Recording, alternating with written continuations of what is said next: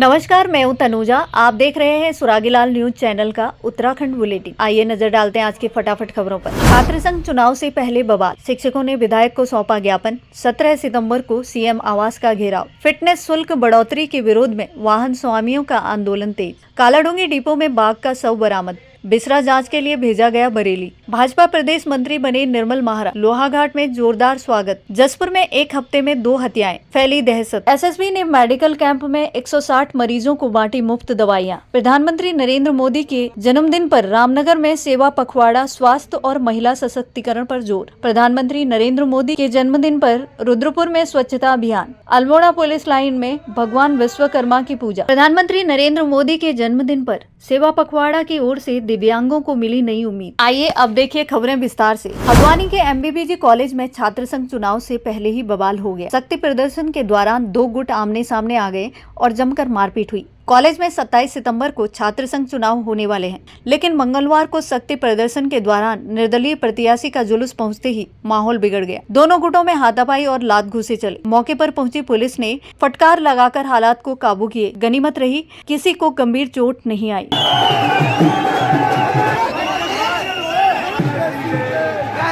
2025 का छात्र संघ चुनाव विश्वविद्यालय द्वारा जो तिथि निर्धारित की है वो 27 सितंबर है। 18 सितंबर को पूरी सूची हमारे पास आ जाएगी कि कब नॉमिनेशन होगा, कब नाम वापसी होगी, कब इलेक्शन होगा, कब शपथ ग्रहण समारोह होगा। अर्थात पूरा विवरण हमें 18 तारीख को प्राप्त हो जाएगा, जैसा कि विश्वविद्यालय के साथ मीटिंग में ये प्रस्तावित था। और महाविद्यालय में छात्र संघ के जो पदाधिकारी हैं, संभावित पदाधिकारी, वो अपने प्रचार प्रसार में पहले से लगे थे और आज भी लगे हैं। बिल्कुल, हमारे जो संभावित प्रत्याशी हैं इनको हमने पूर्व में ही सूचित किया था। लिंगदोह कमेटी की जो रिपोर्ट है, विश्वविद्यालय द्वारा जो नियम और अधिनियम बनाए गए हैं वो सब प्रसारित किए हैं। उसके बावजूद भी छात्र महाविद्यालय में रैली में आज आए थे। 2 गुट थे और इसमें विशेषकर 2 ही गुट अध्यक्ष पद के जो दावेदार थे, अभिषेक गोस्वामी और कमल बोरा का जो जुलूस कॉलेज में निकला है वो लगभग 90% बहुत अच्छा जुलूस निकला। पूरे महाविद्यालय में ये घूमे नारेबाजी के साथ। उसके बाद लास्ट क्षण में शायद इनके आपस में कुछ भिड़ंत हुई। उसके बाद ये मेरे पास आए और एक रिपोर्ट लेके आए, जिसको हमने इंडोर्स करके पुलिस प्रशासन को दे दिया गया। उसमें इन्होंने ही लिखा है कि कुछ छात्रों के उसमें नाम लिखे हैं, 2-3 छात्रों के, उन्होंने हमारे साथ मारपीट की है। वो लेटर को हमने इंडोर्स करके पुलिस को भेज दिया। राजकीय शिक्षक संघ की मांगों को लेकर आंदोलन तेज हो गया है। शिक्षकों ने रामनगर विधायक दीवान सिंह बिष्ट को ज्ञापन सौंपकर समस्याओं के समाधान की मांग की है। शिक्षक संघ के प्रांतीय नेता नवेंदु मठवाल के नेतृत्व में शिष्टमंडल ने विधायक से मुलाकात कर सीधी भर्ती प्रक्रिया निरस्त करने, पदोन्नति और स्थानांतरण प्रक्रिया शुरू करने समेत कई मांगे रखी। विधायक दीवान सिंह बिष्ट ने आश्वासन दिया कि वे मुख्यमंत्री और शिक्षा मंत्री से वार्ता कर शिक्षकों की समस्याओं का समाधान करवाएंगे। इसके बाद शिक्षकों ने इंटर कॉलेज में बैठक कर 17 सितम्बर को देहरादून सीएम आवास का घेराव, रैली में बड़ी संख्या में शामिल होने की रणनीति बनाई। लेकिन हम जो है मुख्य मांग ये थी कि राजकीय शिक्षक संघ के प्रांतीय नेतृत्व के आह्वान पर प्रधानाचार्य सीधी भर्ती परीक्षा को निरस्त किए जाने, पूरी प्रक्रिया को ही निरस्त किए जाने, सभी स्तरों की पदोन्नति सूची निर्गत किए जाने एवं स्थानांतरण की सूची निर्गत किए जाने समेत अन्य मांगों को लेकर हम लोग विगत 1 माह से आंदोलनरत हैं। कल 17 सितंबर को हमारा मुख्यमंत्री आवास घेराव का बड़ा कार्यक्रम देहरादून में है, जिसमें हजारों शिक्षक पूरे उत्तराखंड से पहुंच रहे हैं। उसी क्रम में आज हम माननीय विधायक दीवान सिंह बिष्ट जी से मिले और अपनी समस्याओं को लेकर उनको ज्ञापन सौंपा।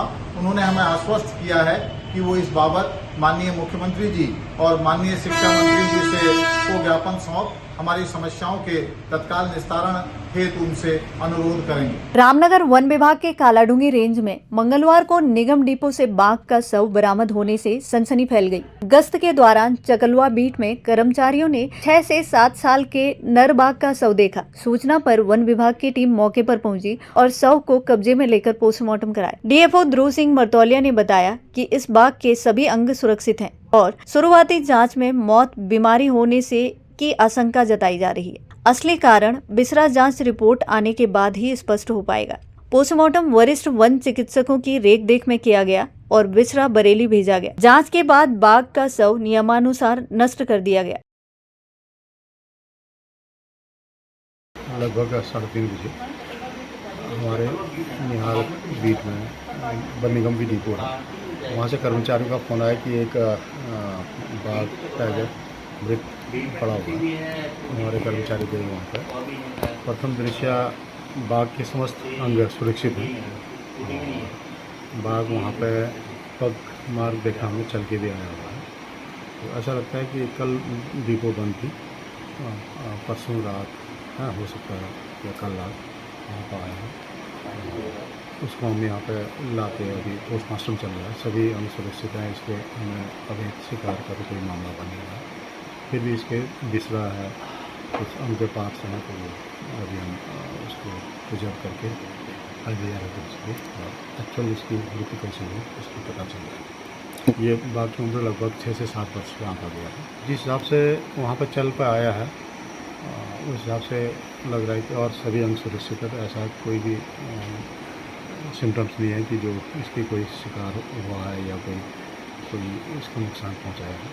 वैसे भी हमारे जंगल में काफ़ी बाघ की संख्या बढ़ी हुई है, तो हो सकता है कोई बीमार हो या कोई ऐसा। चंपावत के पूर्व भाजपा जिला अध्यक्ष निर्मल माहरा को भाजपा का प्रदेश मंत्री बनाए जाने पर लोहाघाट में कार्यकर्ताओं ने भव्य स्वागत किया। नगरपालिका सभागार में आयोजित कार्यक्रम में कार्यकर्ताओं ने फूल मालाओं से माहरा का अभिनंदन किया और हाईकमान का आभार जताया। कार्यकर्ताओं ने कहा कि माहरा जिले की जन समस्याओं को शासन तक पहुँचाने में अहम भूमिका निभाएंगे। नवनियुक्त प्रदेश मंत्री निर्मल माहरा ने मुख्यमंत्री पुष्कर सिंह धामी और पार्टी नेतृत्व का आभार जताते हुए कहा कि वे जिम्मेदारी का निर्वहन पूरी निष्ठा से करेंगे और संगठन को मजबूत बनाएंगे।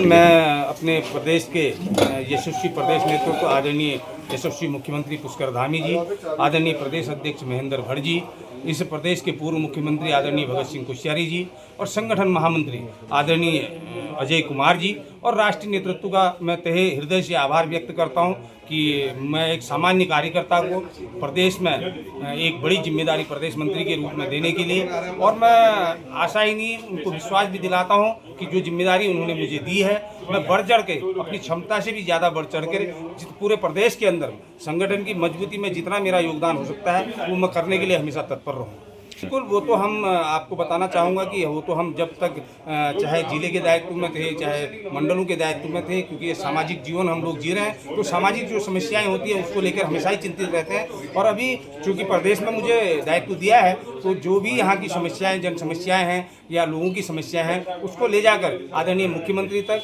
आदरणीय अन्य विभागों के मंत्रीगणों तक पहुँचाने का कार्य करेंगे और उसके निदान के लिए भी पुरजोर अपनी कोशिश करेंगे। सबसे पहले तो प्रदेश नेतृत्व का बहुत बहुत आभार, जिन्होंने हमारे इस जिले से श्री निर्मल सिंह मेहरा जी को प्रदेश मंत्री का जो दायित्व सौंपा है, इसके लिए हम बहुत बहुत आभार व्यक्त करते हैं और उनसे आशा करते हैं वो इस जिले से इस पूरे प्रदेश में यहाँ की आवाज़ को लेकर, यहाँ की समस्याओं को लेकर प्रदेश में ले जाकर उन समस्याओं का समाधान करेंगे। ऐसे कर्मठ कार्यकर्ता का जो इस बार दायित्व सौंपा गया है, इसके लिए हम प्रदेश नेतृत्व का पुनः बहुत बहुत आभार। जिस प्रकार से पूर्व कार्यकाल रहा जिला अध्यक्ष का निर्मल मेहरा जी का, इसको देखते हुए माननीय मुख्यमंत्री जी और संगठन मंत्री जी और प्रदेश अध्यक्ष जी द्वारा जो एक बहुत महत्वपूर्ण पद हमारे माननीय पूर्व जिलाध्यक्ष निर्मल मेहरा जी को प्रदेश महामंत्री का दिया गया है। और जिस प्रकार से लगातार वो पार्टी के जो भी जनहित कार्य होते हैं और पार्टी की रीति नीति से सभी लोगों के बीच में जाकर के सभी लोगों को अपने साथ जोड़कर जो कार्यक्रम करते हैं वो सराहनीय है, और इसी को देखते हुए उन्हें ये दायित्व दिया गया है। और मैं पुनः माननीय मुख्यमंत्री जी को और प्रदेश नेतृत्व को बहुत बहुत धन्यवाद और शुभकामनाएं देता हूँ और आशा करता हूँ कि निर्मल मेहरा जी जिस प्रकार से जिलाध्यक्ष पद में रहते हुए उन्होंने कार्य किए और प्रदेश मंत्री के पद पर पूरे प्रदेश में सबको साथ लेके चलेंगे। इन्हीं शुभकामनाओं के साथ धन्यवाद।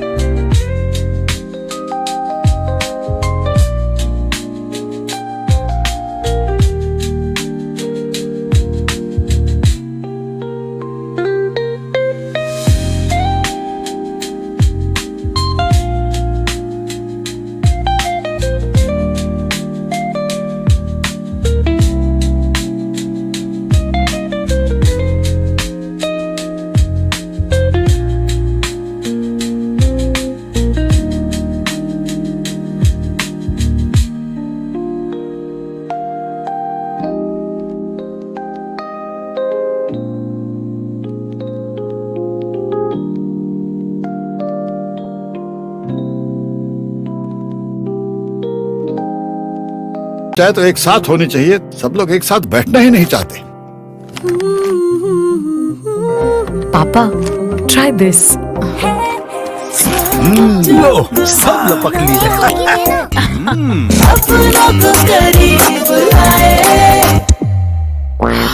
ये क्या हाल कर दिया है रूम का? बस कल से चाय। कल से चाय मेरे रूम में। देवरपन नमकीन। उधम सिंह नगर के जसपुर में अपराध का ग्राफ लगातार बढ़ता जा रहा है। एक हफ्ते में 2 हत्याओं ने क्षेत्र में सनसनी फैला दी है। पहला मामला मुरलीवाला गांव का है, जहां 58 वर्षीय महिला की लूट के बाद हत्या कर दी गई। वहीं ताजा मामला अमियावाला तालबपुर का है, जहां 13 वर्षीय छात्रा का शव गन्ने के खेत से बरामद हुआ है। परिजनों ने दुष्कर्म के बाद हत्या की आशंका जताते हुए अस्पताल और हाईवे पर हंगामा किया। घटना पर पहुंचे कांग्रेस विधायक आदेश चौहान ने पुलिस से दोषियों की जल्द गिरफ्तारी की मांग की। उन्होंने कहा, यह बेहद निंदनीय घटना है और परिवार के साथ पहले भी हमला हो चुका है।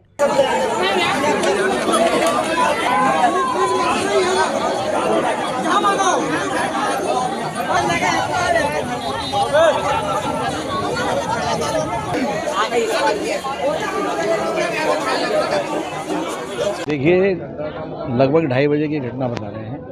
जैसे ही मुझे पता चला, मैं हॉस्पिटल पहुंचा तो वो लगभग 13 वर्ष की उसकी आयु बताई उसकी माता ने, और उसकी बहुत ही निर्मम हत्या की गई है। जैसा प्रथम दृष्टया उसमें आभास हो रहा कि उसका पहले रेप किया गया, फिर उसका मर्डर किया। लेकिन ये हमारे जसपुर के लिए, हमारे उत्तराखंड के लिए बहुत ही दयनीय है, क्योंकि ऐसे जो भी दोषी लोग उनको बख्शा नहीं जाए। क्योंकि पुलिस से मेरी वार्ता हुई कि भाई आप गश्त बढ़ाएं, पुलिस बढ़ाएं, लेकिन ये केस खुलने चाहिए और जो भी दोषी उसको बख्शा नहीं जाए। क्योंकि अभी 1 महीने पहले लगभग इसके चचेरे भाई पर हमला हुआ है, वो भी रिपोर्ट दर्ज है, वो भी अभी तक कोई गिरफ्तार नहीं हुआ। तो ये उस परिवार की दूसरी घटना है और बहुत बड़ी घटना है, क्योंकि इसका जो लड़की का बाप है वो लगभग कई वर्षों से किसी नशे उसमें वो जेल में है, और ये माँ, बेटी और एक इनका छोटा भाई, ये परिवार में 3 लोग थे, और ये बहुत निंदनीय। एक बच्ची की डेड बॉडी मिली थी खेत में, अमियावाला गांव है। पुलिस के पहुंचने से पहले बॉडी को जो है घर वाले हॉस्पिटल ले आए थे, वहाँ उसकी डेथ हो चुकी है।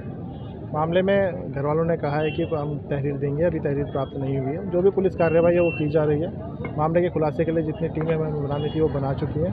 टेक्निकल, मैनुअल, पुलिसिंग दोनों ही तरीके से की जा रही है। देखिए, क्योंकि अभी पंचायतनामा और पोस्टमार्टम अभी नहीं हुआ है। पोस्टमार्टम जैसे ही होता है उसमें मृत्यु का एक्चुअल कारण क्या है वो सामने आ जाएगा, उसी के हिसाब से फिर कार्रवाई की। काफ़ी 3-1 बजे मेरे को गांव से फ़ोन आता है कि एक बड़ी दुखद बड़ी घटना है हमारे गांव के लिए। पहले इसके चाचा के लड़के को ऐसे चाकू मारे गए थे, पुलिस में उसकी एप्लीकेशन भी दी गई थी। उसके बाद में आज कम से कम ये 2-2:30 बजे के करीबन मुझे लग रहा है कि ये गन्ने में इसकी डेड बॉडी मिली है लड़की की ना। हाँ, देखने से लग रहा है एक हाथ टूटा हुआ है, सर में कुछ तेज धारदार हथियार लगा हुआ है, पेट में लगा हुआ है इसके ना। नहीं, हम तो कार्रवाई ये चाहते हैं। हमें अभी फ़िलहाल में ही बहुत सारे ऐसे मुकदमे हो गए हैं जिनके बाद में पुलिस के चक्कर ही लगने रहते हैं। हम तो इसमें फुल आश्वासन लेके फिर यहाँ से जाएंगे, नहीं तो बॉडी नहीं लेके जाएंगे। खटीमा के ग्राम सिसैया मेला घाट में एसएसबी 57वीं वाहिनी ने मेडिकल कैंप का आयोजन किया, जिसमें ग्रामीणों को बड़ी संख्या में मुफ्त दवाइयां वितरित की गई। कैंप में डॉक्टर वीपी सिंह ने करीब 160 मरीजों का स्वास्थ्य जाँच कर उन्हें दवाइयाँ दी। इस दौरान महिलाएं, पुरुष, बच्चे, बुजुर्ग बड़ी संख्या में मौजूद रहे। डॉक्टर सिंह ने बताया कि एसएसबी द्वारा सीमांत और दूरदराज के इलाकों में समय समय पर ऐसे कैंप लगाए जाते हैं ताकि चिकित्सा सुविधाओं से वंचित लोगों को लाभ मिल सके। बहुत बढ़िया। बहुत दिन के बाद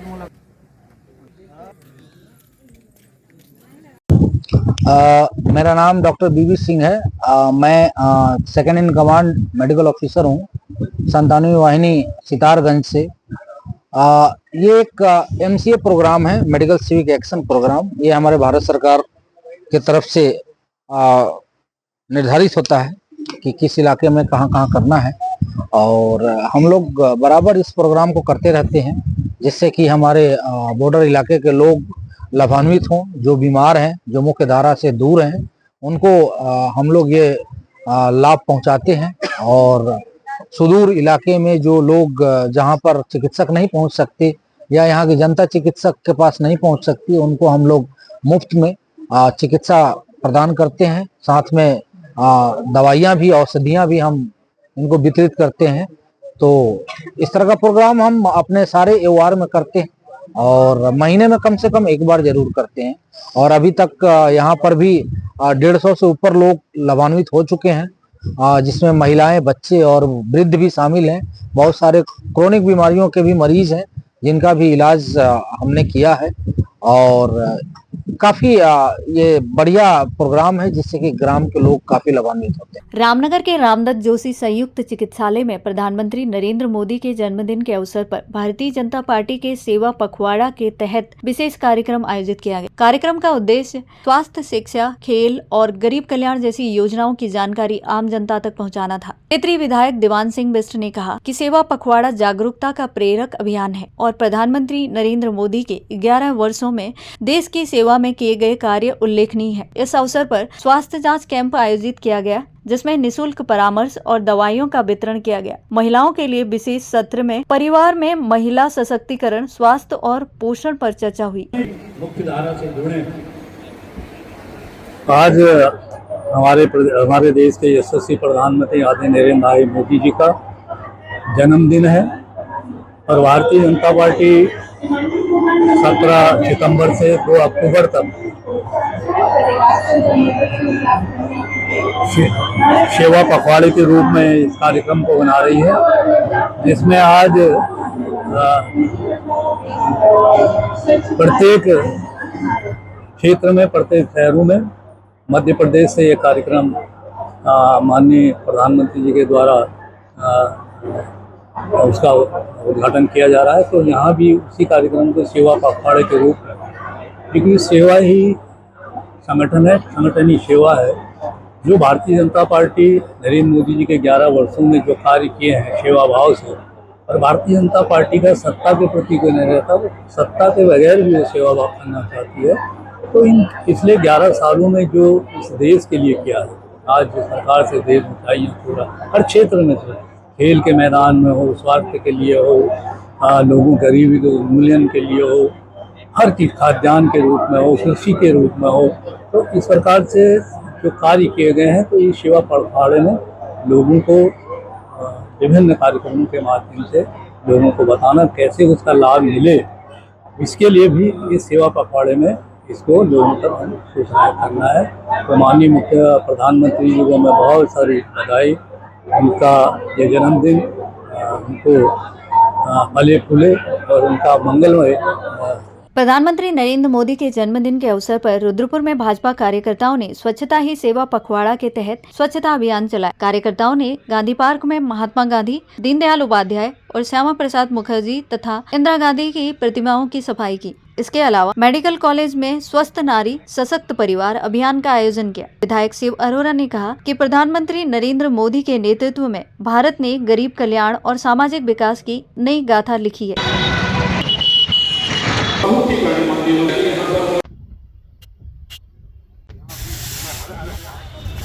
जैसे प्रधानमंत्री नरेंद्र मोदी का पूरा जीवन निर्धन लोगों के लिए, जरूरतमंद लोगों के लिए, सेवा के लिए समर्पित है।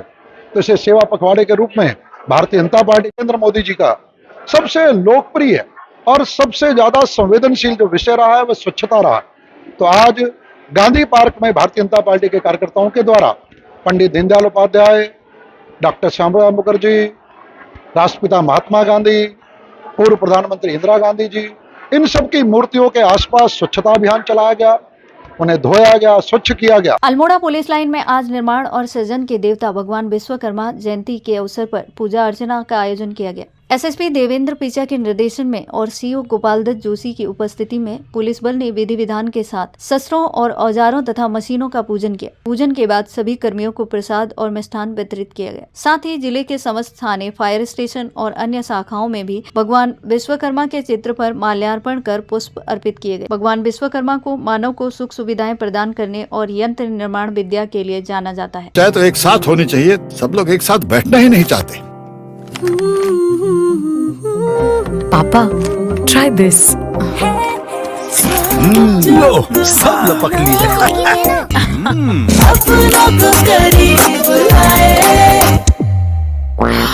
ये क्या हाल कर दिया है रूम का? बस कल से चाय कल से चाय मेरे रूम में। देवर पान नमकीन। रुद्रपुर में पंडित राम सुमरे शुक्ला मेडिकल कॉलेज में प्रधानमंत्री नरेंद्र मोदी के जन्मदिन पर सेवा पखवाड़े के तहत विशेष कार्यक्रम आयोजित किया गया। इस दौरान पीएम मोदी ने वर्चुअल संबोधन किया। स्वास्थ्य विभाग ने दिव्यांगजनों को व्हीलचेयर वितरित की और प्रमाण पत्र भी जारी किए। मेडिकल कॉलेज में लगाए गए स्टॉल पर सरकार की योजनाओं की जानकारी दी गई और आमजन को लाभ पहुंचाया गया। कार्यक्रम में पहुंचे एक दिव्यांग को एडीएम कौस्तुभ मिश्र ने उठाकर सोफे पर बैठाया, जिसमें मानवीय संवेदनाओं की झलक साफ दिखी। मुफ्त अनाज दिया जा रहा।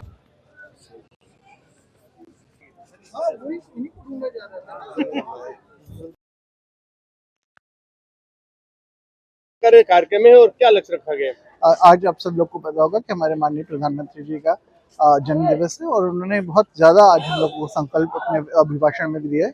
एक स्वदेशी अपनाने का संकल्प उन्होंने पूरा धार से जो दिया है। इसके अलावा पूरे जो जनपद में आप लोग देख रहे हैं कि यहाँ पे स्वास्थ्य शिविर आयोजित किए जा रहे हैं। ये स्वास्थ्य शिविर 17 सितंबर से प्रारंभ होकर 2 अक्टूबर तक पूरे चलेंगे। इसका शेड्यूल इस हिसाब से बनाया गया है कि पूरी जनता को यहाँ पे वो मिले, लाभ मिले।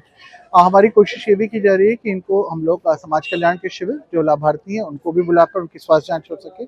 इसके अलावा यहाँ पे जो महिला एवं बाल कल्याण विभाग से भी पोषण यहाँ पे करा सकें और कुछ हम लोग अपने जो हमारे मालनरिश बच्चे हैं उनको भी हम लोग अडॉप्ट करा रहे हैं और उनको हम लोग आज यहाँ पे बुलाकर उनको घर से लाकर यहाँ पे उनकी जांच कराई जा रही है। तो कोशिश ये है कि जो प्रधानमंत्री जी ने मंत्र दिया है कि स्वस्थ नारी का जो मंत्र है वो जन जन तक पहुँच सके इन कैंपों के माध्यम से। और कोशिश यही की जा रही है कि जो प्रधानमंत्री जी ने आज हम लोगों से जो अपेक्षा रखी है उस पर जनपद उधम सिंह नगर खरा